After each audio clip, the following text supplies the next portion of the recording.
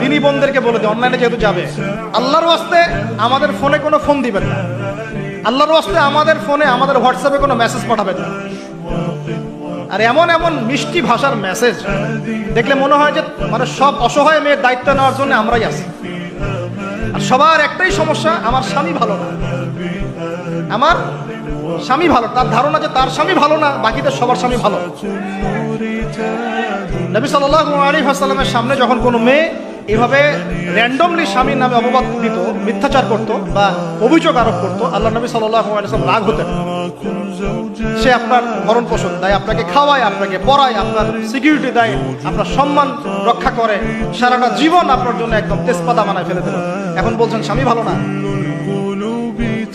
মেয়েদের দিনদার মেয়েদের মধ্যে যে পরিমাণ স্বামীর প্রতি অশ্রদ্ধা, অসম্মান আর কটু বাক্য, সম্মানহানি, গায়রতের খেলাফ কাজ করার যা দৃষ্টান্ত আমাদের সামনে আছে, আর বেদিনদের ব্যাপারে বলার তো আমার ভাষাই নাই।